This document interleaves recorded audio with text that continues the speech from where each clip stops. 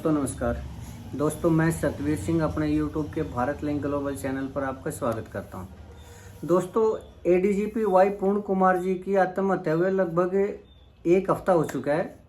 और इस एक हफ्ते में जो पहले दिन स्थिति थी वही आज है, यानी न तो उनका पोस्टमार्टम हो पाया है और न उनका अंतिम संस्कार हो पाया है। अब जहां सरकार इसमें अपनी तरफ से पूरा प्रयास कर रही है कि वो एडीजीपी वाई पूर्ण कुमार जी के परिवार को यानी उनकी पत्नी को समझाए और वो आश्वासन का कार्रवाई का आश्वासन भी दे रहे हैं, लेकिन उनका परिवार इस चीज़ को स्वीकार कर नहीं रहा। क्यों? क्योंकि जो वाई पूर्ण कुमार जी उनकी जो धर्मपत्नी वो खुद भी आईएएस हैं और वो सरकार के ऐसे खेलों को जानती है, अच्छी तरह जानती है कि एक बार अगर अंतिम संस्कार हो गया तो उसके बाद सरकार जांच के नाम पर इतना लंबा वो कर देगी कि कोई भी जितने भी आरोपी वो उनकी जो धर्मपत्नी ने एफआईआर में नाम लिखा है वो उनके ऊपर किसी के ऊपर भी कार्रवाई नहीं होगी और जब अंतिम संस्कार हो जाएगा तो फिर पूछता कौन है। तो इसलिए वो अड़ी हुई है इस मामले में कि पहले जितने आरोपी हैं जो एफआईआर में उन्होंने नाम लिखा है उनको अरेस्ट किया जाए और उनको सस्पेंड किया जाए, नौकरी से बर्खास्त किया जाए, तभी वो अंतिम संस्कार की इजाज़त देगी। और वो भी मौखिक नहीं, वो लिखित में चाहती है कि सरकार की जो कार्रवाई हो वो लिखित में हो और उसकी एक कॉपी उनको दी जाए। तो मामला ये दोस्तों, हालांकि नायब सिंह सैनी जी हैं वो अपनी तरफ से पूरा प्रयास कर रहे हैं, वो उनके समकक्ष अधिकारी हैं, बड़े बड़े अधिकारी उनको भी भेज रहे हैं, मंत्री भी भेज रहे हैं, जो दलित समुदाय के मंत्री हैं उनको भी लगातार भेजने लग रहे हैं, लेकिन मामला है वहीं का वहीं है। तो इस मामले में दोस्तों हालांकि कार्रवाई के नाम पर नायब सिंह सैनी जी ने जो रोहतक के एसपी थे नरेंद्र बिजानिया जी उनकी ट्रांसफ़र भी कर दिया, लेकिन पूर्ण कुमार जी का जो परिवार है वो इस चीज़ को नाकाफी मानता है और वो अड़े हुए हैं जो बाकी के दूसरे आरोपी हैं उनकी गिरफ्तारी पर, और विशेष रूप से शत्रुजीत कपूर जी की जो डीजीपी हैं हरियाणा पुलिस के, तो उनकी गिरफ्तारी पर अड़ी हुई है और मामला भी अटका हुआ है। अब चूंकि अब तक तो सरकार और परिवार का मामला था और अब आईएएस एसोसिएशन है या फिर विपक्ष के नेता जो दलित समुदाय के नेता हैं वो भी इस मामले में थोड़ा बहुत अपने प्रयास करने लग रहे थे, लेकिन अब दिक्कत ये है दोस्तों, मतलब मामला और ज़्यादा बड़ा होता जा रहा है और पूरा का पूरा जो दलित समुदाय है और जो दलित पंचायतें हैं उनके प्रतिनिधियों ने कल चंडीगढ़ के अंदर एक बैठक की और उसके अंदर ये निर्णय लिया है कि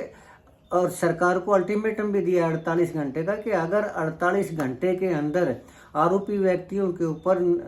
बीजेपी सरकार कार्य नहीं करती, कार्रवाई नहीं करती, नायब सैनी जी उनको अरेस्ट नहीं करवाते तो फिर बड़ा आंदोलन किया जाएगा। ये चंडीगढ़ के अंदर कल एक महापंचायत हुई थी उसकी बात है। हाँ, इस महापंचायत में दोस्तों एक थोड़ा सा अजीब चीज़ जरूर हुई, इसमें जो बीजेपी के पूर्व सांसद है राजकुमार सैनी वो भी पहुंच गए। तो उन्होंने, अब राजकुमार सैनी जी की ये आदत है कि वो लीग से हमेशा अलग हटके चलते थे। बीजेपी की सरकार थी तब भी उन्होंने जाट कम्युनिटी के खिलाफ काफ़ी कुछ बोला था, काफ़ी कुछ उस पर हो हल्ला भी हुआ था और जाट समुदाय के 2 बच्चों ने उनका इसी मामले में मुंह कड़ा भी किया था। खैर चलिए कोई बात नहीं, लेकिन ये राजकुमार सैनी जी यहाँ पहुँच गए और यहाँ पर भी जैसे कि उनकी आदत है लीग से हटके बात करते हैं और वो एकदम से ये कहने लगे कि जो भगवान वाल्मीकि थे वो तो ब्राह्मण थे। तो इस बात के ऊपर जो वहाँ दलित समुदाय था वो भड़क गया और मामला इतना ज़्यादा बढ़ गया कि एकदम गर्मा गर्मी का माहौल हो गया और उसमें राजकुमार सैनी जी के ऊपर हमला भी हो सकता था, लेकिन कुछ समझदार आदमी थे उन्होंने बीच बचाव करके मामला शांत किया। लेकिन अगर मामला थोड़ा सा भी और भड़क जाता या फिर और जो बीच में नहीं होते तो इसमें यकीनन राजकुमार सैनी की इसमें पिटाई हो जाती है, यानी कहने का मतलब है कि कल वो पिटते पिटते बचे। लेकिन नेताओं के लिए दोस्तों ये पिटना, मुंह काला करना ये मामूली सी बात है, क्योंकि चाहे कितने बड़े नेता हो, हर नेता के साथ इस तरह के जो हादसे हो चुके हैं तो वो इन चीज़ों को बड़ा नहीं मानते कि पंचायत में कोई उनका मुंह काला कर गया, जलसे में मुंह काला कर गया, आंदोलन में मुंह काला कर गया, या किसी ने जूता फेंक दिया या किसी ने थप्पड़ मार, ये नॉर्मल बात है उनके लिए, लेकिन फिर भी आम आदमी के लिए तो काफ़ी बड़ी चीज़ है। खैर चलिए कोई बात नहीं दोस्तों। तो कहने का मतलब ये था कि वो जो महापंचायत हुई थी उसके अंदर दलित समुदाय के लोगों ने, प्रतिनिधियों ने बड़े आंदोलन की चेतावनी दी और 48 घंटे का टाइम दिया है कि 48 घंटे के अंदर या तो अरेस्ट किया जाए या फिर वो आंदोलन है वो उग्र भी हो सकता है। तो ये चेतावनी सरकार के लिए है, ये काफ़ी बड़ी चेतावनी है। अच्छा, उधर से जो सरकार ने, नायब सिंह सैनी सरकार ने जो कार्रवाई की है नरेंद्र बिजानिया के ऊपर, तो उसमें जाट समुदाय भी इकट्ठा हो चुका है, वो भी लामबंद होने लग रहा है और जाट समुदाय के अंदर भी नाराजगी है। उनका ये कहना है कि नरेंद्र बिजानिया के ऊपर जो कार्रवाई की है नायब सिंह सैनी सरकार ने, वो जातिगत आधार पर की, और क्योंकि वो जाट समुदाय से संबंध रखते इसलिए उनके ऊपर कार्रवाई की और इसलिए उनको ट्रांसफर किया गया। हालांकि ये जो बात है ये जाट समुदाय की बात है, ये हो सकता है इसमें कोई जातिगत राजनीति हो, या फिर हो सकता है उनका कहना या सोचना ठीक हो या गलत हो, लेकिन जाट कम्युनिटी दोस्तों एक बात सही कह रही है, उसमें एक तकनीकी उसमें सत्यता दिखाई देती है, और वो ये है कि जाट कम्युनिटी के जो खाप वाले हैं वो लोग ये कह रहे हैं कि नरेंद्र बिजानिया जी एसपी के पद पर थे, और जो वाई पूर्ण कुमार जी वो एडीजीपी के पद पर थे, और तकनीकी आधार के ऊपर एडीजीपी का जो पद है वो एसपी से बहुत बड़ा होता है, और इसमें नरेंद्र बिजानिया जी थे वो उनसे बहुत जूनियर थे, और एक जूनियर आदमी सीनियर आदमी के ऊपर अत्याचार कैसे कर सकता है, उसको प्रताड़ित कैसे कर सकता है, उसको तो अधिकार ही नहीं, पावर ही नहीं होती उसकी, जबकि सीनियर आदमी तो चाहे जब प्रताड़ित कर सकता है। तो ये नरेंद्र बिजानिया के ऊपर जो आरोप है ये मिथ्या आरोप है, ये जाट समुदाय का कहना है। लेकिन दोस्तों अब ये आरोप है या नहीं है, या वास्तव में वो दोषी है या नहीं है, ये तो एक बाद की बात है, लेकिन ये तकनीकी जो पॉइंट है ये सही नजर आता है कि वास्तव में जो नरेंद्र बिजानिया जी वो एडीजीपी वाई पूर्ण कुमार जी से काफ़ी जूनियर थे,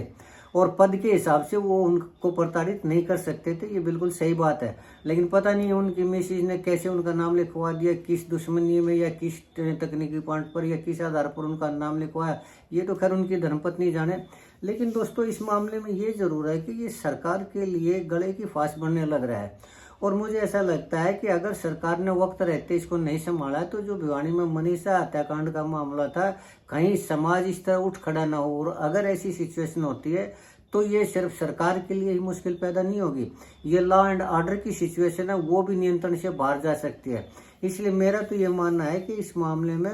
नायब सिंह सैनी सरकार को तुरंत कार्रवाई करनी चाहिए। आज जहाँ तक इतने बड़े संख्या में जो आईएएस और ब्यूरोक्रेट्स यानी जो हैं आईपीएस हैं उनके ऊपर थोड़ा मुश्किल तो जरूर है, लेकिन अगर उन्होंने कोई किया है, कोई दोष किया है, या कोई उन्होंने कानून तोड़ा है, या जो हमारे एडीजीपी साहब थे वाई पूर्ण कुमार जी उनको प्रताड़ित करने का प्रयास किया है, तो इसमें संख्या का मामला नहीं होता या पद का मामला नहीं होता, कानून होता है। और कानून के सामने तो आईपीएस आईएएस क्या राष्ट्रपति और प्रधानमंत्री भी कोई मायने नहीं रखते, वो भी एक आम आदमी की तरह है। तो अगर उन्होंने कुछ किया है तो सरकार को चाहिए कि वो इसके ऊपर तुरंत कार्रवाई करे, और कम से कम 1-2 दिन के अंदर ही उस कार्रवाई को जरूर दिखाए, ताकि जो वाई पूर्ण कुमार जी उनके परिवार को तसल्ली मिले और उन्हें ये संतुष्टि हो कि सरकार ने न्याय किया है उनके साथ। भले ही बाद में वो दोषी साबित ना हो, भले ही वो उस जांच में निकल जाए, लेकिन अब तो ये सरकार का फर्ज बनता है कि वो कार्रवाई करे और इन दोषियों को सलाखों के नीचे, सलाखों के पीछे भेजे, उन्हें सस्पेंड करे। बाद में अदालत में मामला जो चलेगा, जो भी रिजल्ट होगा वो तो अदालत के अंदर तो दूध का दूध और पानी का पानी हो जाएगा, तो इसमें किसी तरह की कोई वो नहीं है। लेकिन सरकार को कार्रवाई जरूर करनी चाहिए, तो इस मामले को लंबा नहीं खींचना चाहिए। जहाँ तक ये आरोप हैं कि जो डीजीपी शत्रु कपूर जी है वो मनोहर लाल खट्टर जी के आदमी उन्होंने अपॉइंटमेंट की थी, या सरकार के आदमी, तो जो भी इतने बड़े लेवल पे ब्यूरोक्रेट्स या अधिकारी होते हैं वो सरकार के नज़दीक तो होते ही हैं। चाहे उसमें ये मामला नहीं कि वो मनोहर लाल खट्टर जी के नज़दीकी थे, या नायब सिंह सैनी जी के नज़दीकी थे, या फिर कांग्रेस की सरकार होती तो भूपेंद्र हुड्डा के नज़दीकी थे या दीपेंद्र हुड्डा के नज़दीकी थे, ये मायने नहीं रखता। ये हर सरकार में जितने भी ब्यूरोक्रेट्स हैं या अधिकारी वो सरकार के साथ मिलकर चलते ही चलते हैं, और उनके अच्छे संबंध होते ही होते हैं। तो अच्छे संबंध को लोग क्या संज्ञा देते हैं, कैसे देते हैं, ये तो लोगों के ऊपर डिपेंड है। लेकिन कुल मिलाकर मामला ये है दोस्तों कि मामला गर्म हो, इससे पहले प्रदेश के लिए लॉ एंड ऑर्डर की स्थिति वो नियंत्रण से बाहर हो, कोई तोड़ फोड़ हो या और कुछ हो। अभी तक तो जो समझदार आदमी हैं, जो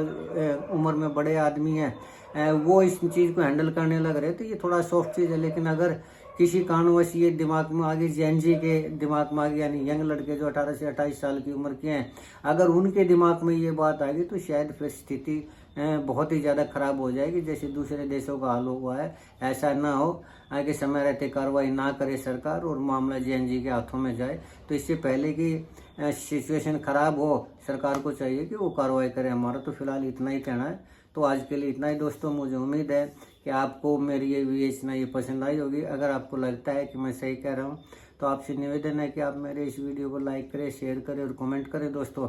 और अगर आपको लगता है कि मेरा कहना सही नहीं है तो भी मैं चाहूँगा कि आप कमेंट करके मेरे को बताएं और मेरे वीडियो को हाइक जरूर करें दोस्तों। चलते चलते एक निवेदन करना चाहूँगा कि मेरे इस चैनल को सब्सक्राइब जरूर करें। आपने मेरा वीडियो देखा है इसके लिए एक बार फिर से आपका धन्यवाद।